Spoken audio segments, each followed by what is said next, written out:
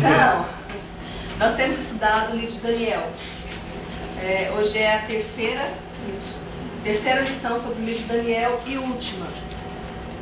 Hoje nós veremos o capítulo 11 e capítulo 12. O capítulo 12 é bem pequeno, bem fácil de entender. Nas próximas aulas nós entraremos no livro de Apocalipse. É importante que você que tem vindo venha sequência para que você entenda bem o que nós temos estudado, ok? O livro de Daniel, capítulo 11, podem abrir a Bíblia de vocês, ele tem 3 divisões. Primeira divisão, versos 1 a 20.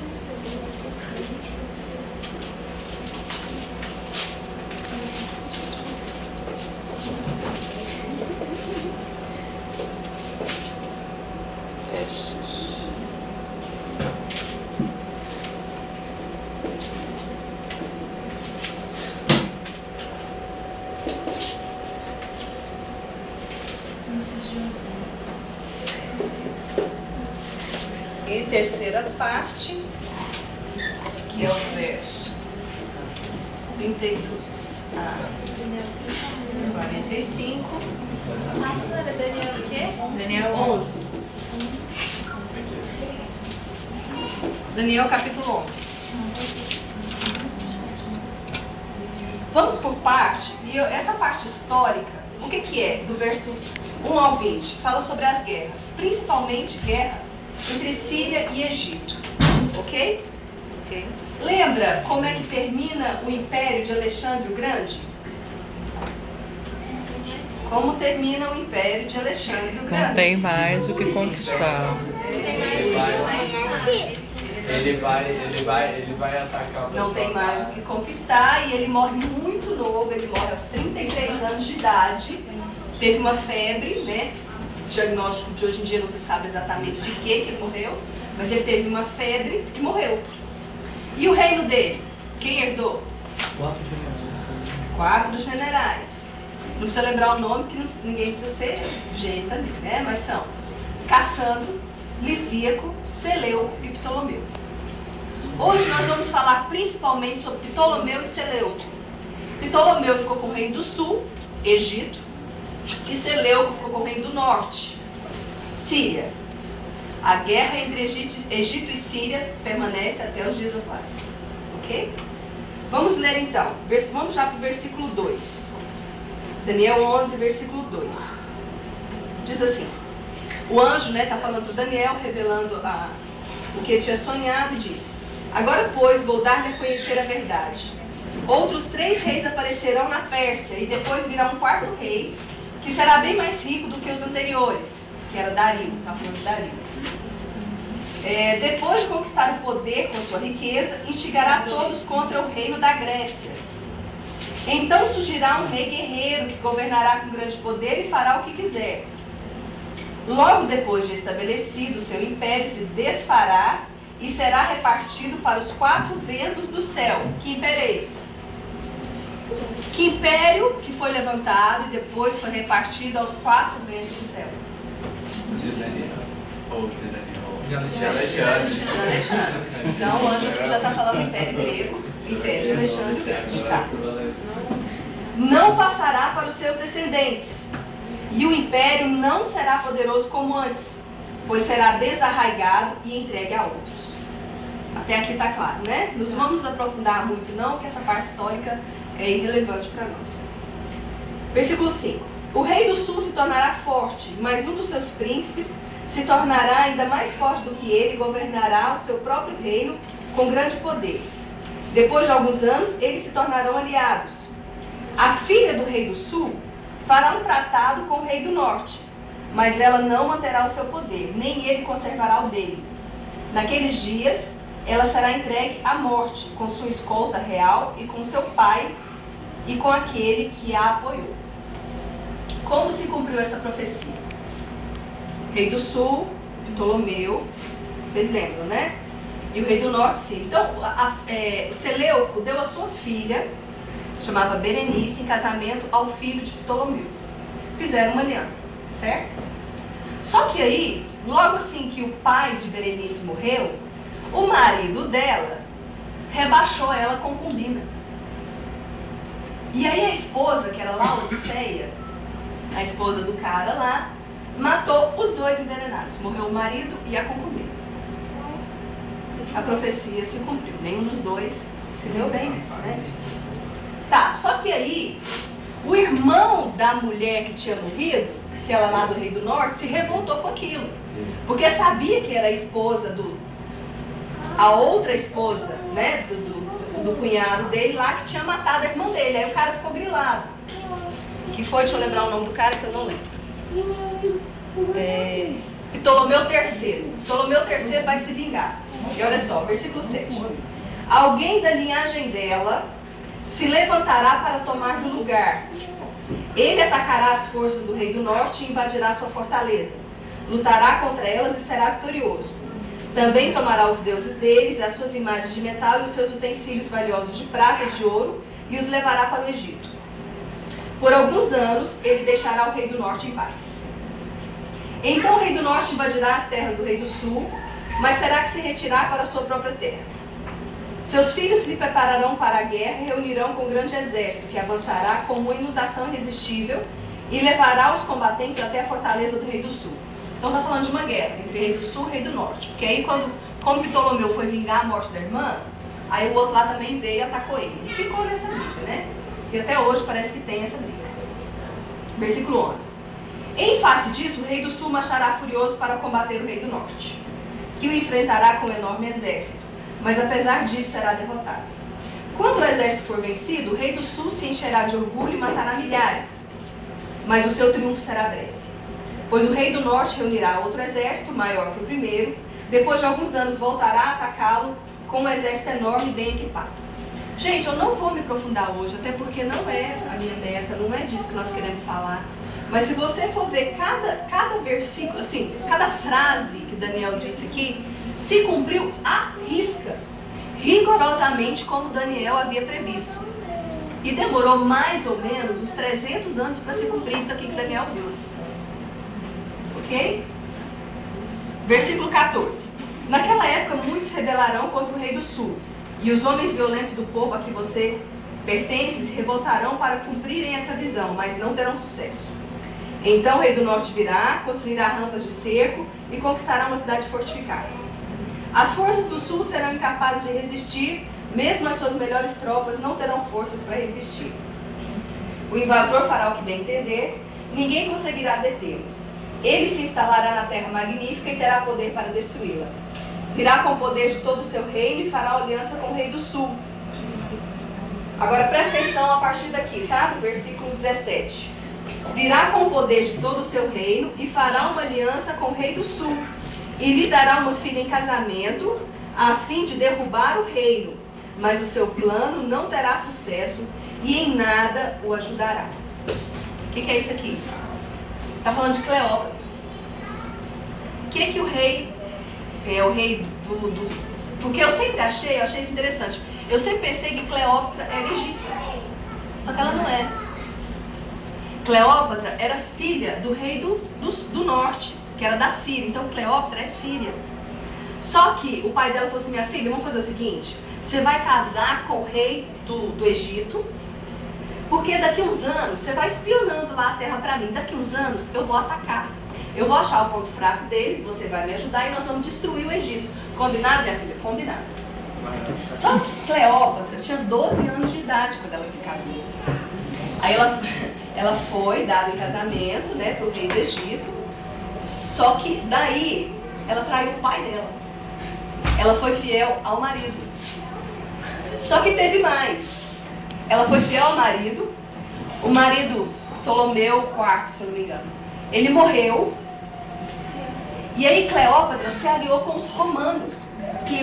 Cleópatra é contemporânea de Jesus. Ela se aliou aos romanos, que na época era o império que estava se fortalecendo. Lembra que a gente viu as pernas de ferro? Então ela se aliou com Marco Antônio, que era descendente de César, que foi o herdeiro do Império Romano, porque o grande chefe do Império Romano, o conquistador, foi César. Depois que César morreu, que foi traído lá e morreu lá na cúpula, quem assumiu o poder foi Marco Antônio. Marco Antônio teve um caso com Cleópatra. Cleópatra se aliou a Marco Antônio para destruir quem? Síria, o pai dela. Ô mulherzinha, né? Ô mulherzinha. Tá bom. Vamos lá. A partir de agora, versículo 20, Deus vai falar de quem? Seu sucessor enviará um cobrador de impostos para manter o esplendor real. Contudo, em poucos anos ele será destruído sem necessidade de ira nem de combate. Na época do Império Romano, foi na época dos impostos mais caros, né? Tanto que Jesus fala, dai a César o que é de César. O povo judeu, quando Jesus veio, na verdade, eles se esperavam que Jesus os libertasse do Império Romano.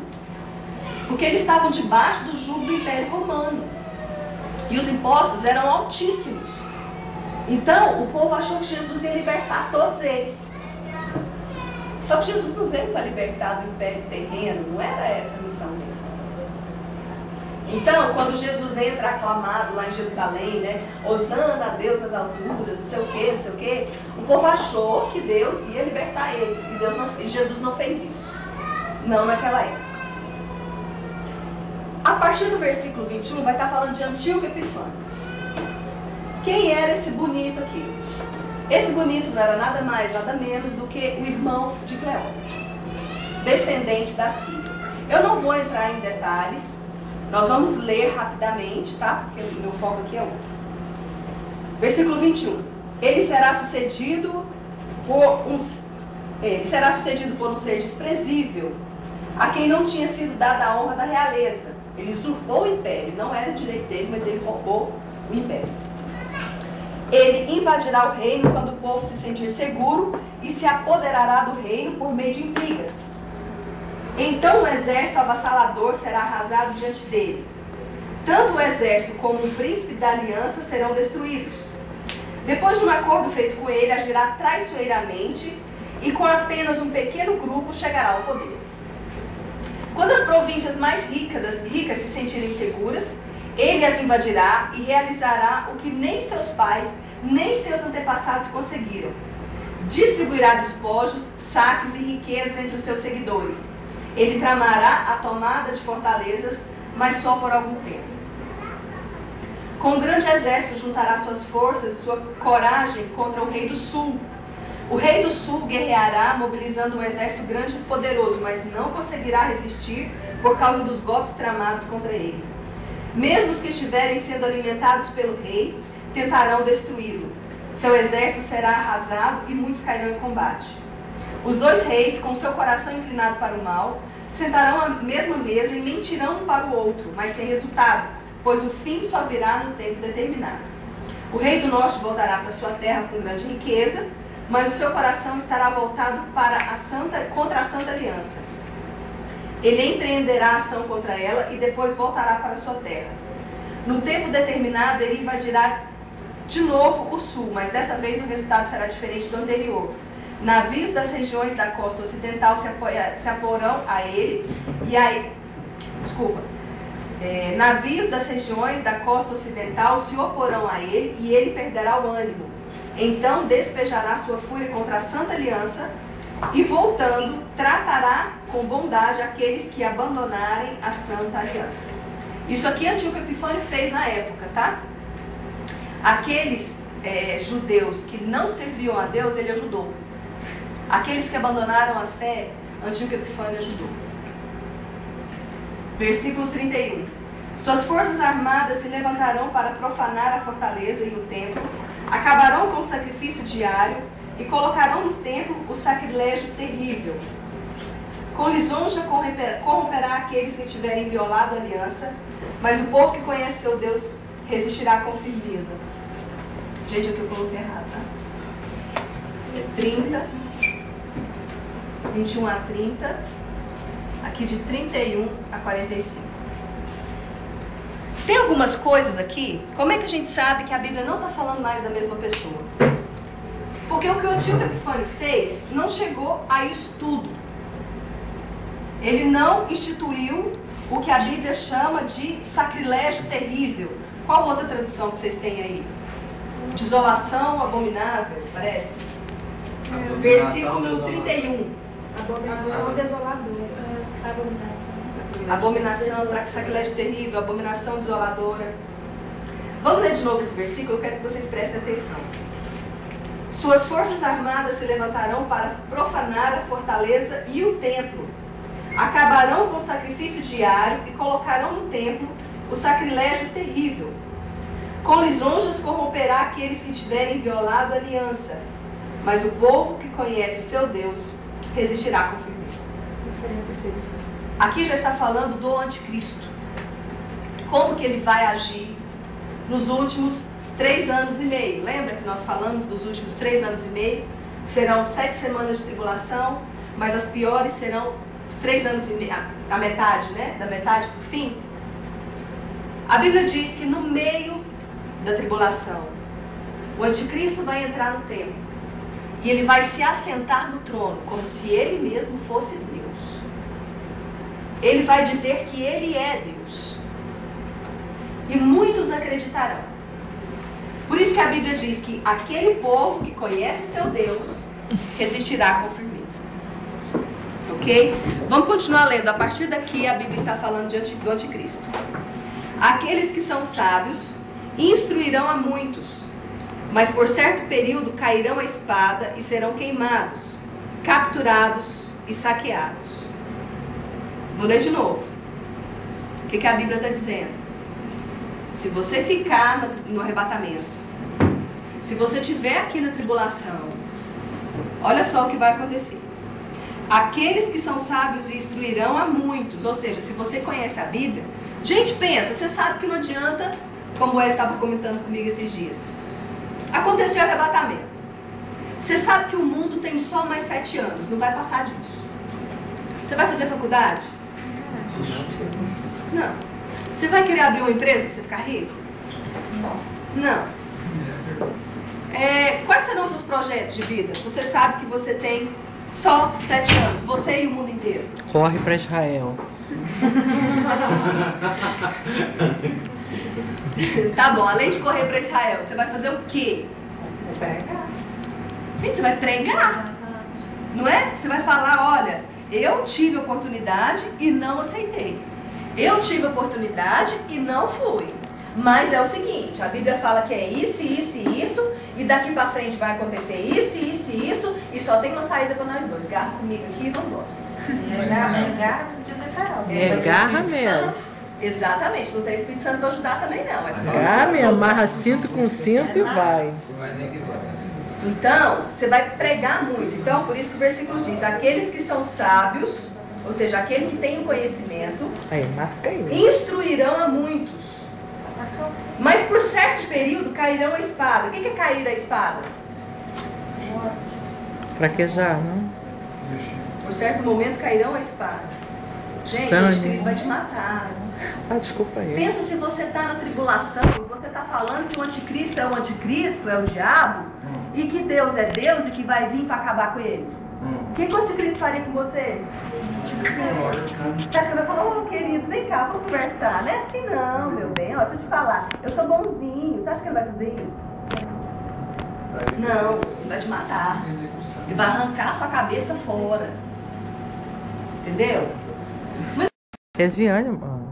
E saqueado, sou eu.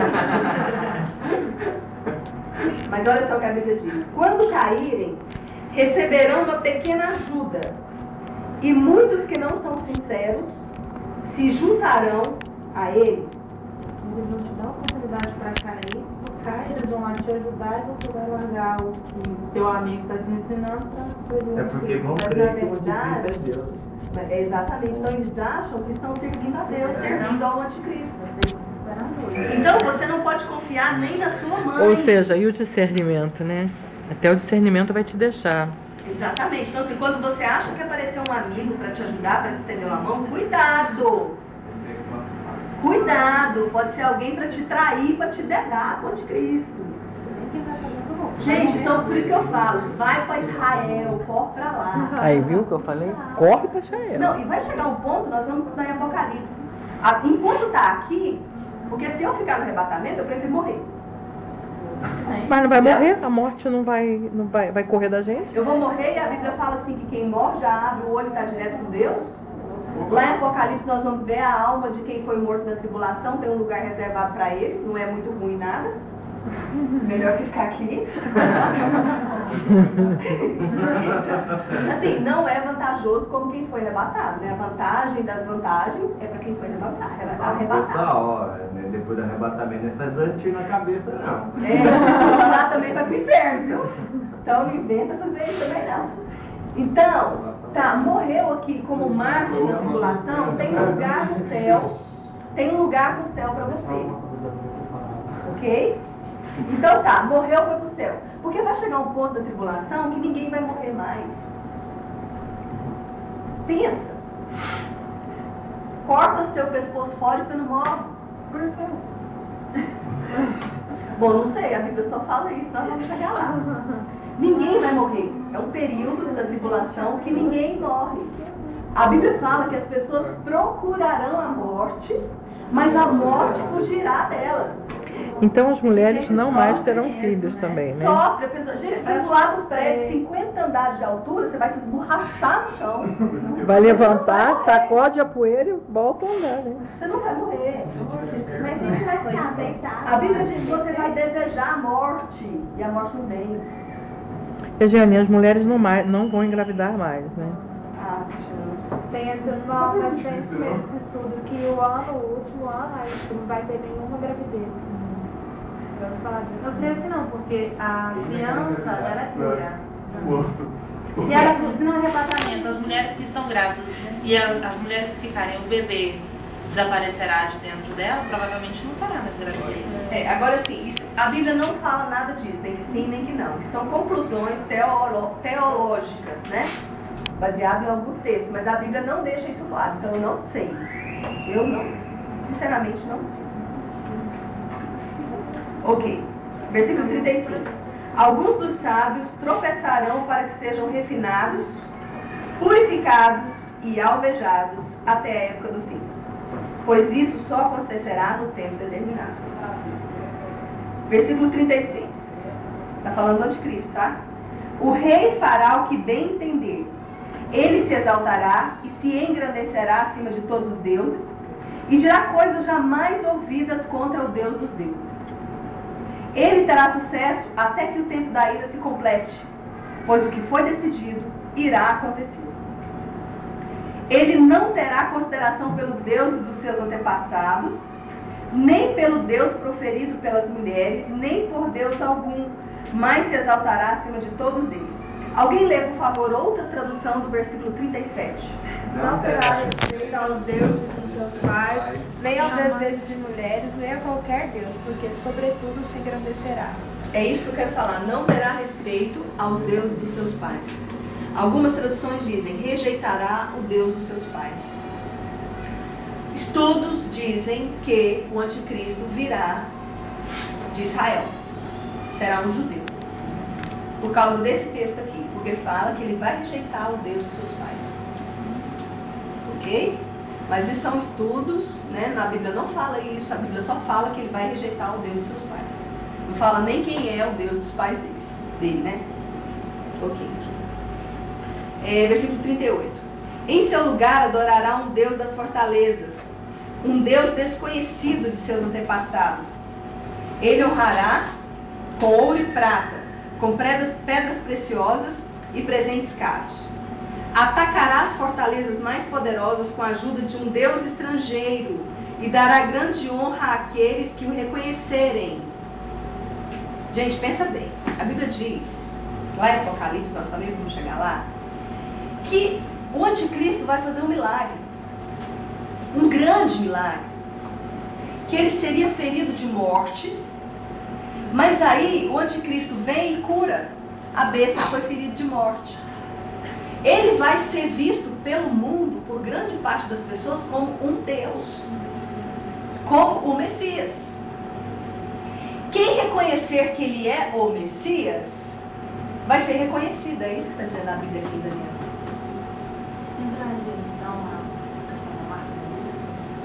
Eu penso que sim. Se você reconhece que um homem desse é Jesus e ele está falando para você fazer uma coisa, você não vai fazer? Mas aí a marca da besta já vem, né? tem outras implicações que nós também vamos chegar lá. Ele os fará governantes sobre muitos e distribuirá a terra, mas a um preço elevado. No tempo do fim, o rei do sul se envolverá em combate e o rei do norte o atacará com carros e cavaleiros e uma grande frota de navios. Ele invadirá muitos países e avançará por eles como inundação. Também invadirá a terra magnífica, está falando de Jerusalém, Israel, terra magnífica, tá?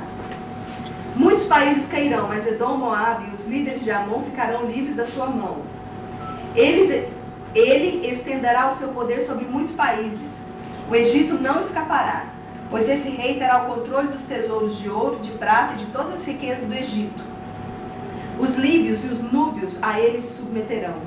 Mas informações provenientes do leste e do norte o deixarão alarmado.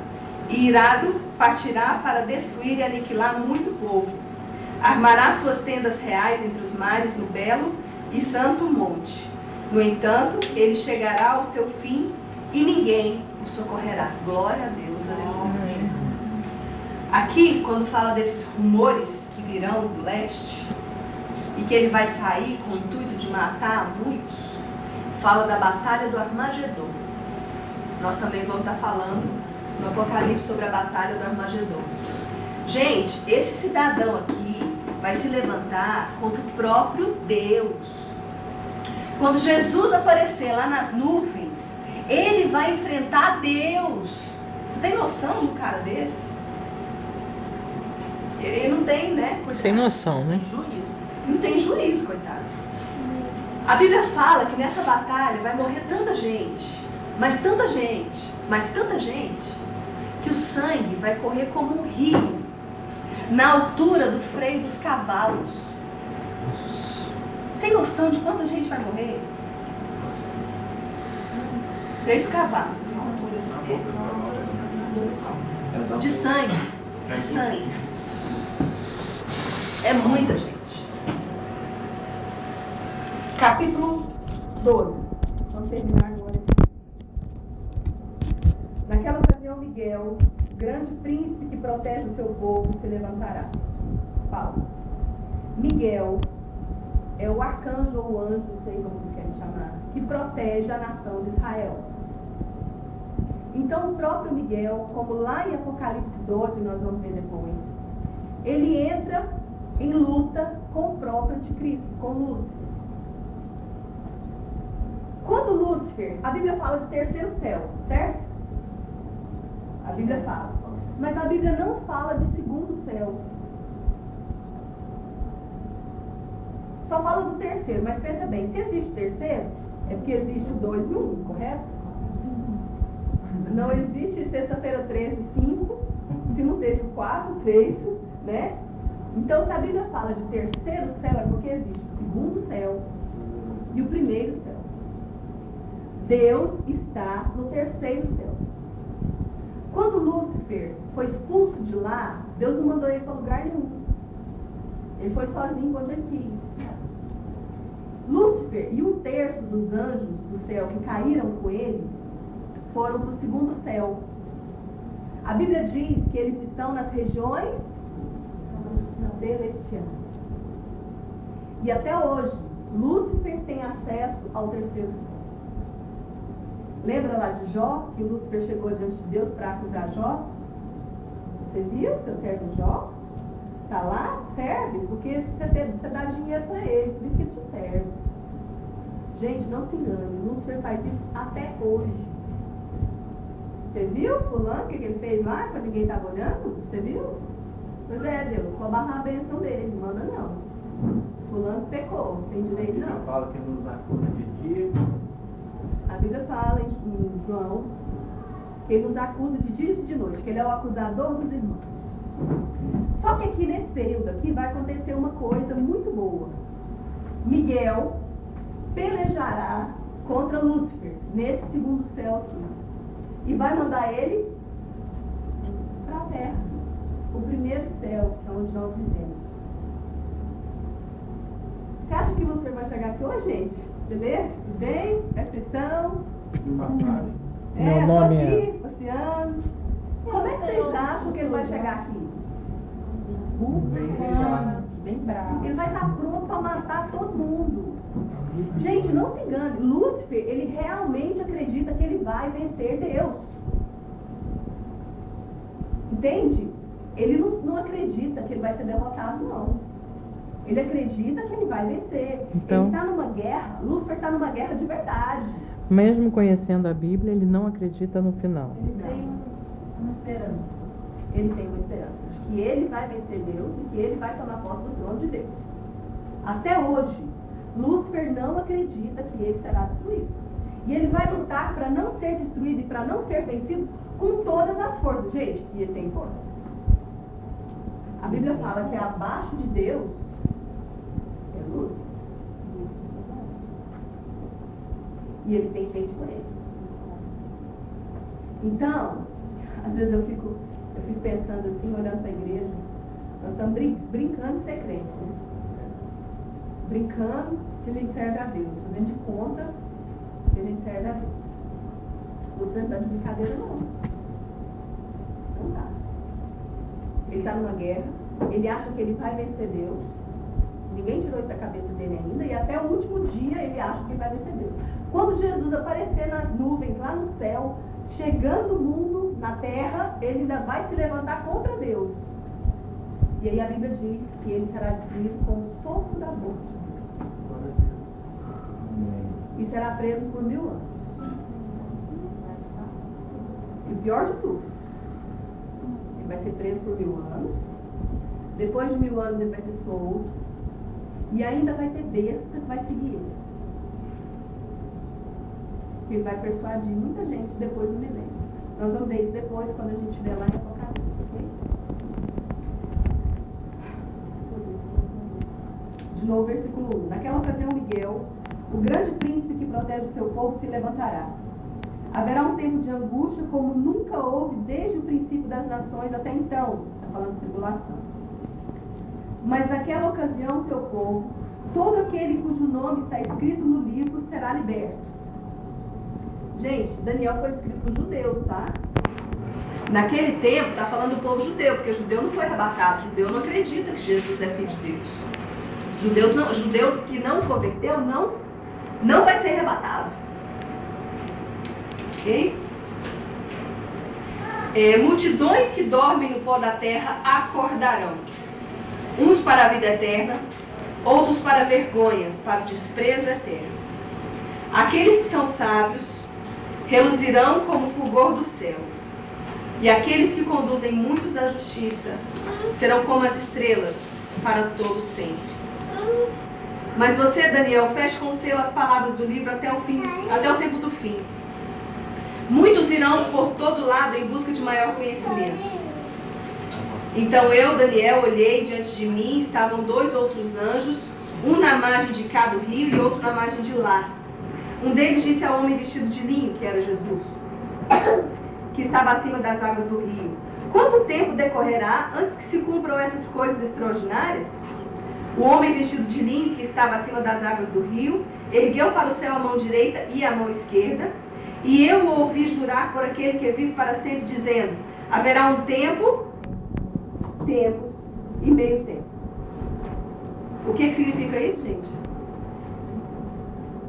Eu já falei isso outra vez. Tempo para o povo judeu era de uma Páscoa a outra. Então, um tempo era um ano, de uma Páscoa a outra. Então, haverá tempo, tempos e metade de um tempo. 3 anos e meio. Metade da tribulação. Ok? Quando o poder do povo santo for finalmente quebrado, todas essas coisas se cumprirão. Eu ouvi, mas não compreendi. Por isso perguntei: meu Senhor, qual será o resultado disso tudo? E ele respondeu: siga o seu caminho, Daniel, pois as palavras estão seladas e lacradas até o tempo do fim. Muitos serão purificados, alvejados e refinados, mas os ímpios continuarão ímpios. Nenhum dos ímpios levará isso em consideração, mas os sábios, sim. Depois de abolido o sacrifício diário e colocado o sacrilégio terrível, quando é que vai acontecer isso aqui? Abolir o sacrifício diário e colocado o sacrilégio terrível, não é quando o anticristo vai entrar no templo e se sentar como Deus? Depois que isso acontecer, até o tempo do fim, aí ele vai falar aqui, haverá 1.290 dias. Divide por 365 aí para mim. 1.290. 3 anos e 8 meses, mais ou menos, aproximadamente. Porque 1.200 dias daria 4 anos, no caso. Alguém tem calculador? Porque ele vai falar outro número aqui, que é o número pesado. 1.290. 1.290. 3 anos, 3,5, 3, 4, 3,5, 3 anos e meio. 3 anos e meio. Feliz aquele que esperar e alcançar o fim dos 1.335 dias. Feliz aquele que esperar e alcançar o fim dos 1.335 dias. Divide 1.335 por 365.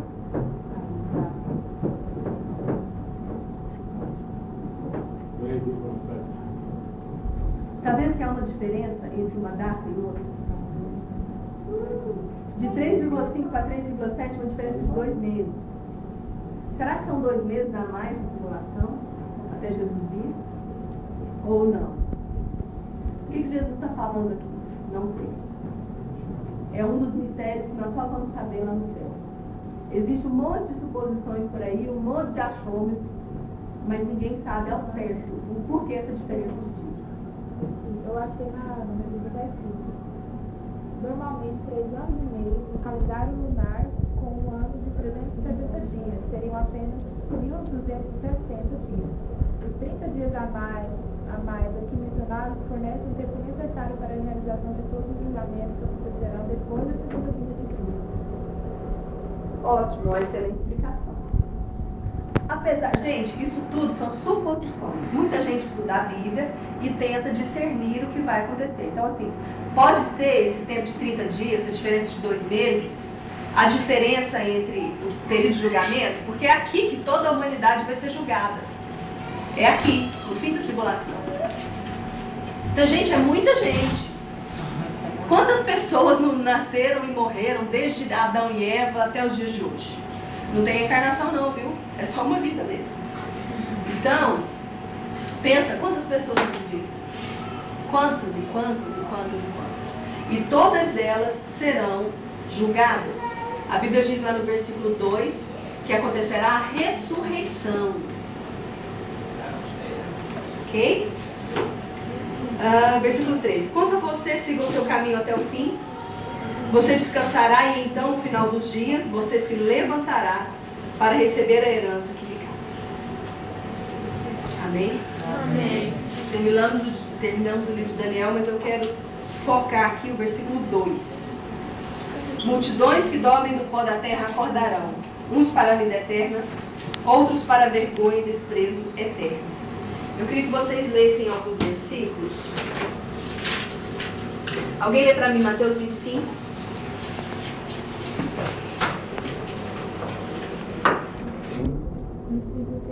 Mateus 25, 46. 5, 46. Outra pessoa lê João 5, 29. Irão estes para o castigo eterno, porém os justos para a vida eterna. 5, 46. Isso, agora João 5, 29. E sairão os que fizerem o bem ressuscitarão para a vida, e os que fizeram o mal ressuscitarão para serem condenados. Gente, é muito triste ressuscitar para ser condenado, né?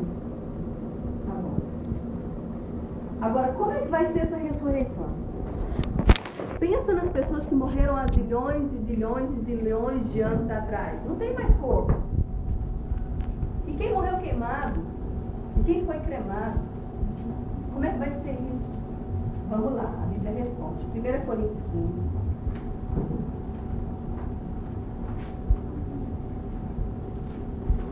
Primeira Coríntios 15.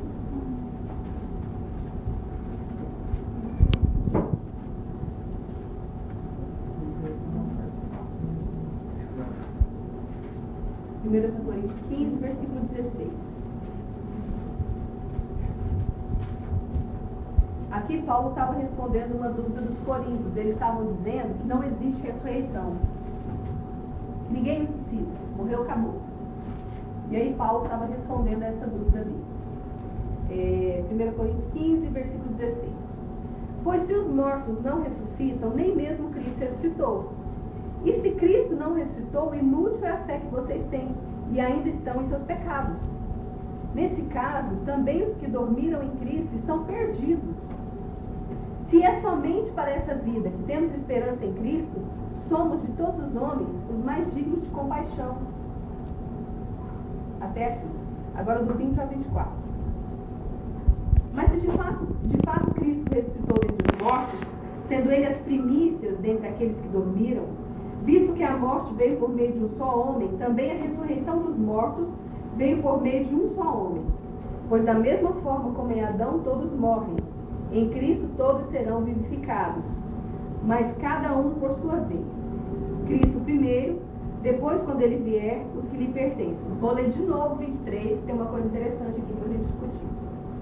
Mas cada um por sua vez. Cristo primeiro, ele está falando que Cristo ressuscitou primeiro, correto? Cristo morreu e ressuscitou. E subiu ao céu na frente de um monte de gente. Um monte de hoje não viu ele subindo ao céu, sim? Lembra que a gente conversou que quando Jesus ressuscitou, ele tinha um outro corpo? Exemplo, a Bíblia conta que os discípulos estavam fechados no lugar, trancados, e Jesus de repente entrou e disse: Pai seja convosco. Como é que ele entrou, gente? Estava tudo trancado? Será que ele tinha chave? O corpo que ele tinha vai atravessar a parede. O corpo que nós teremos depois da ressurreição, ou depois do arrebatamento, também vai atravessar a parede. Mas, por outro lado, Jesus foi lá na praia ver os discípulos dele e comeu com os discípulos dele. Então nós vamos poder comer também. Então, hã? Foi transformado. Eu acho que foi transformado. Porque o corpo físico dele sumiu. A Bíblia diz que nós seremos transformados. Eu acho que aconteceu a mesma coisa com o corpo dele. Foi transformado. Reconheceram ele, não vai ser. Você lembra no caminho de Emaús? Que ele andou com os discípulos, conversou com eles, ele. e não foi reconhecido. Alguma coisa mudou.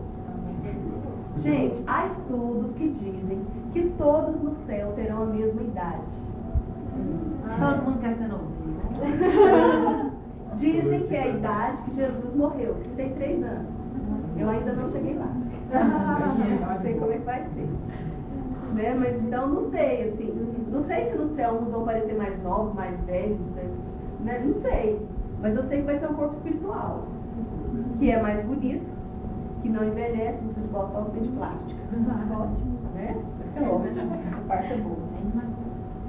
Nem de maquiagem. Nem celulite. Mas eu quero que vocês leiam uma outra versão aí. Vamos ter que abrir a minha aqui. 23. Eu acredito que não. Esmalte tem batom, leite do cabelo. Pode dar? Pode, não sei. Mas cada um por sua ordem. Cristo as primícias, depois os que são de Cristo na sua vida. Peraí, até aí. Então Cristo foi o primeiro a ressuscitar, correto? Quem vai ressuscitar depois, segundo a Bíblia? Os dele, né? Os que são de Cristo.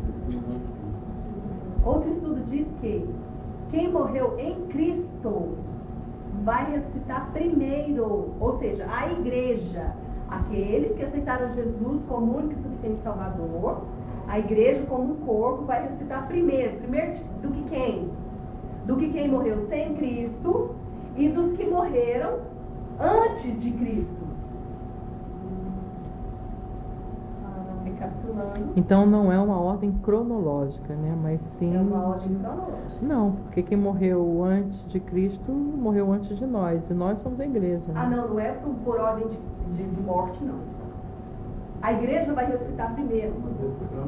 A Bíblia diz isso. Aqueles que morreram em Cristo ressuscitarão primeiro. Morreram em Cristo desde a fundação da igreja, desde aqueles que aceitaram Jesus até o arrebatamento. Essa turma vai ressuscitar primeiro. E nós vamos ler um pouquinho mais para frente que Paulo diz, olha, nós nos encontraremos com o Senhor nos ares, tanto os que morreram como os que estão vivos. Louco, né? Pensa no arrebatamento, todo mundo subindo, aí você encontra com um amigo seu que morreu e tá bom. Fulano, você por aqui. Como assim? Mas você vai ser reconhecida. Você é a Juliana. É tipo assim, não sei de onde eu te conheço, mas eu te conheço. Aí, bom, estudos dizem, tá? A Bíblia não diz isso claramente. A Bíblia só diz claramente que os mortos em Cristo ressuscitarão primeiro. Isso quer dizer que quem morreu sem Cristo vai ressuscitar depois. Então os patriarcas, Abraão, Moisés, Adão, aquela turma toda lá, Vai vir depois de mim. vai vir depois de mim. Porque a Bíblia diz, Jesus falou assim, olha, João Batista, nascido de mulher, não teve maior do que ele. Mas eu vos digo que o menor no meu reino é o quê? É maior que João Batista. Por quê? Porque João Batista foi cabeçudo, não acreditou na promessa e morreu antes de Jesus morrer. Perdeu a berra. Então João Batista... É por isso que esse versículo existe.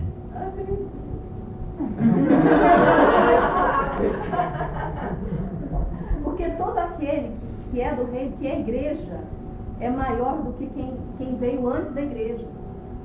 Gente, vocês têm noção do privilégio da igreja no céu. Nós somos todos escolhidos. E nos dias de hoje, né? Porque está muito claro. E nos dias de hoje, então, um povo pecador, um povo mesquinho, um povo que não quer nada com Deus. Pensa na misericórdia de Deus. João Batista morreu pela causa de Cristo. Quem viveu Cristo é menor do que eu.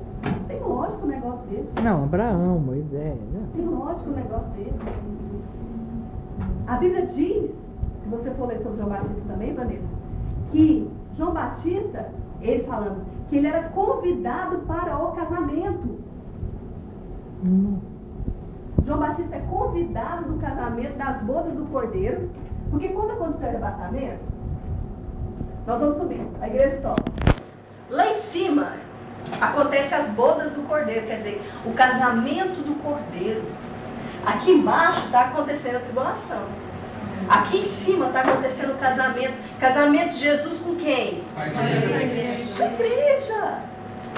E quem são aqueles, lá os patriarcas? Quem é João Batista? Um convidado para o casamento.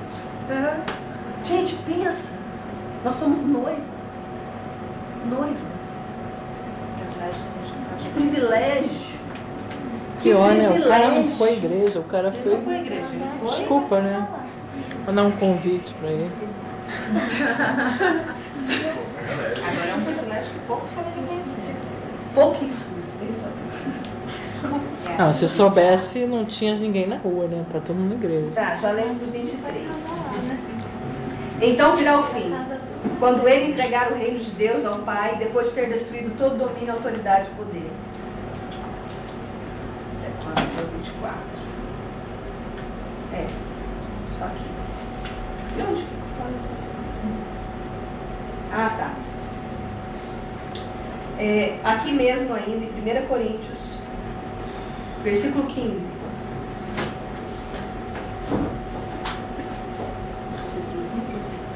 Ah, não, vamos começar do 35, fica mais claro, tá? 1 Coríntios 15, versículo 35. Mas alguém pode perguntar, como ressuscitam os mortos? Com que espécie de corpo virão? Insensato. O que você semeia não nasce, a não ser que morra. Quando você semeia, não semeia o corpo que virá a ser, mas apenas uma simples semente, como de trigo ou de alguma outra coisa. Mas Deus lhe dá o corpo como determinou, e a cada espécie de semente dá seu corpo apropriado. Nem toda carne é a mesma. Os homens têm uma espécie de carne, os animais têm outra, as aves outra e os peixes outra. Há corpos celestes e também corpos terrestres. Mas o esplendor do corpo celeste é um, e dos corpos terrestres é outro. Pode pegar. Um é o esplendor do sol e outro da lua e o outro das estrelas. E as estrelas diferem em esplendor uma das outras. Assim será com a ressurreição dos mortos. O corpo que é semeado é perecível e ressuscita imperecível. É semeado em desonra e ressuscita em glória. É semeado em fraqueza e ressuscita em poder. É semeado um corpo natural e ressuscita um corpo espiritual. Se há um corpo natural, há também um corpo espiritual. E assim está escrito: o primeiro homem, Adão, tornou-se um ser vivente. O último Adão, espírito vivificante. Não foi o espiritual que veio antes, mas o natural, e depois dele o espiritual. O primeiro homem era do pó da terra, o segundo homem do céu. Os que são da terra são semelhantes ao homem terreno, e os que são do céu ao homem celestial. Assim como tivemos a imagem do homem terreno, teremos também a imagem do homem celestial.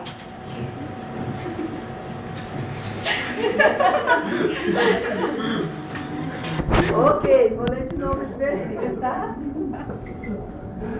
Versículo 49. Assim como tivemos a imagem do homem terreno, ou seja, né, parecer com gente da terra, teremos também a imagem do homem celestial. Irmãos, eu lhes declaro que carne e sangue não podem herdar o reino de Deus. Nem o que é perecível pode herdar o imperecível. Ou seja, isso aqui, meu filho, não entra no céu, não. Não é. Versículo 51, muito importante. Eis que eu lhes digo o mistério. Nem todos dormiremos, ou seja, morreremos, mas seremos todos transformados. Isso aqui Paulo não está falando mais de quem morreu, ele está falando de quem está vivo. Nem todo mundo vai morrer, mas transformados, ou seja, esse corpo carnal aqui não vai ser arrebatado não. Mas transformados seremos todos. 52. No momento, num abrir e fechar de olhos, ao som da última trombeta. Pois a trombeta soará, os mortos ressuscitarão incorruptíveis e nós seremos transformados. A Bíblia diz que é no momento, num abrir e fechar de olhos. Fecha o olho aí, pensa, nessa sala aqui, vai metade para metade? Cadê o povo? É por aí. Vai ser desse jeito, piscar de olho. Tem um efeito especial. Aí eu não, aí eu vou subir para dentro, você está vendo? Mas não tem vergonha! Não tem não. É no piscar de olhos. É uma tacada só. Vira, vai lá. Último texto, 1 Tessalonicenses. 1 Tessalonicenses é um livro pequenininho. Está no Novo Testamento.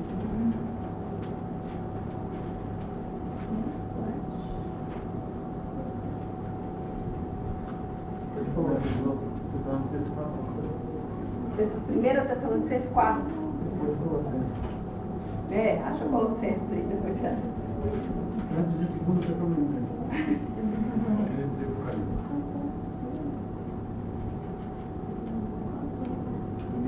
Primeira Tessalonicenses 4, versículo 13.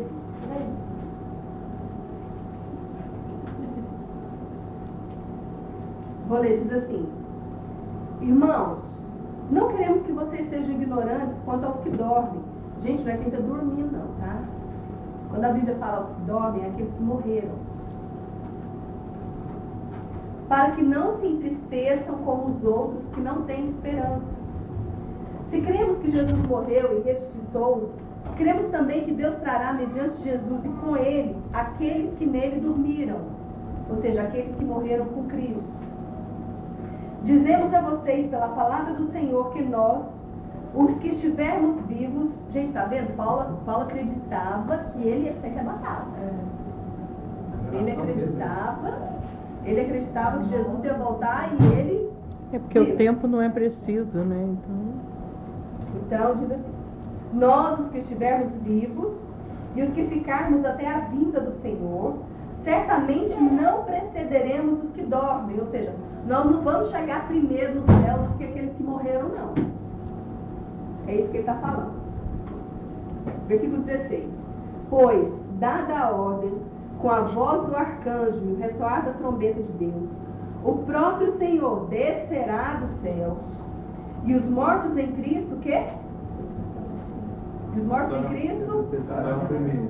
ressuscitarão primeiro. De novo, Paulo está afirmando aqui que aqueles que morreram em Cristo vão ressuscitar primeiro que os outros. No caso, Paulo. Depois nós, os que estivermos vivos, seremos arrebatados com eles nas nuvens para um encontro com o Senhor aonde? Nos ares. Então, esse arrebatamento, o Senhor não virá na terra, não. Nós vamos nos encontrar com Ele nos céus. Nós seremos arrebatados e Ele vem nos encontrar nos céus para o casamento do Cordeiro com a noiva dele, ok? E assim estaremos com o Senhor para sempre. Glória a Deus. Consolem-se uns aos outros com essas palavras.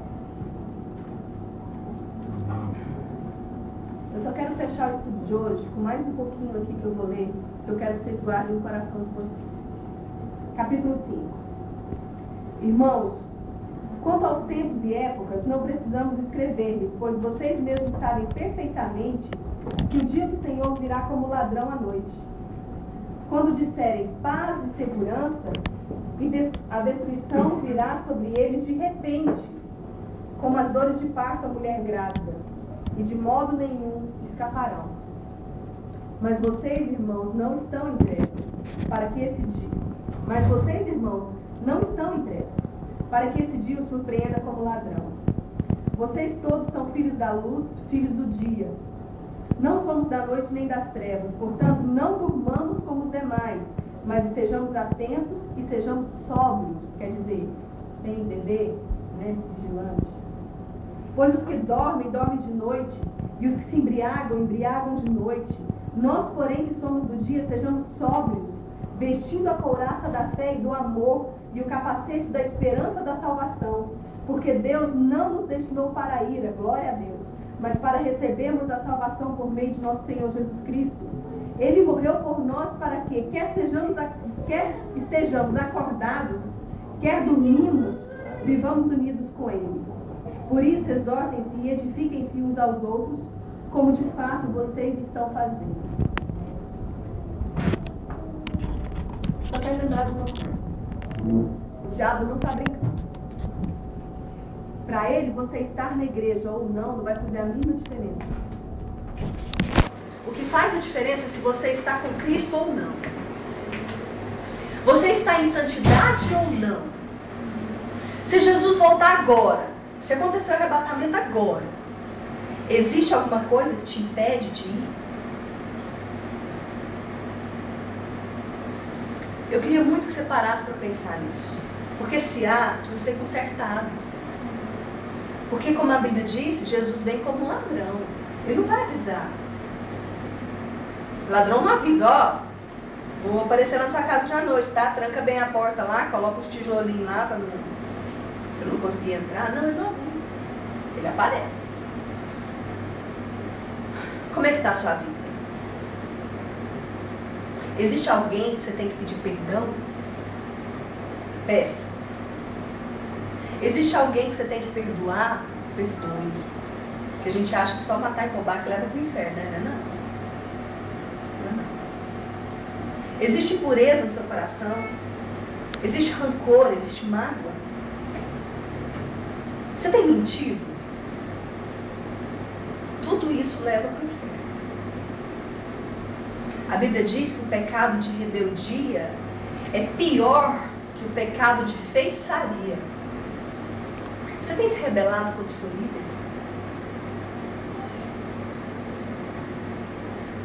Cuidado com essas coisas. Você pode ficar no arrebatamento por coisas pequenininhas. Você tem feito o que Deus te falou para fazer?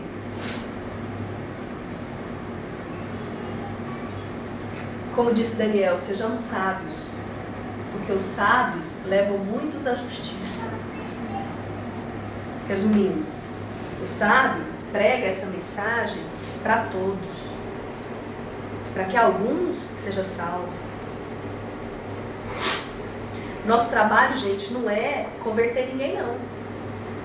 Nosso trabalho não é fazer as pessoas acreditarem nisso, não. Nosso trabalho é pregar. Só isso. Quem convence do que é certo, do que é errado, é o Espírito Santo de Deus. É o Espírito Santo quem vai falar com a pessoa. Você só tem que pregar. Amém? Então, se existe algo na sua vida que precisa ser mudado, consertado, trabalhado, faça o mais rápido possível. A gente não sabe o dia e nem a hora. Grande parte das profecias de Daniel já se cumpriram. Grande parte das profecias do Apocalipse também já se cumpriram. Falta muito pouco para acabar. Daniel, quando fala essa questão do sacrifício, que quando ele vai interromper o sacrifício, que é quando ou a tribulação vai começar, ou já vai estar durante o momento da tribulação, então isso quer dizer que os judeus vão voltar a ter o sacrifício vivo, né? E você sabe que eles já estão trabalhando para isso, né? Ah, é? Eles estão cadastrando, se você entrar na internet e escrever sacrifício judaico, em inglês, assim, você já vê uma lista de como que é o processo para votar. Você pode se cadastrar lá para falar que se você é judeu, de qualquer parte do mundo que você quer participar do sacrifício vivo. Então eles já estão com movimento mesmo para voltar a ter o sacrifício. E isso que dá o início a...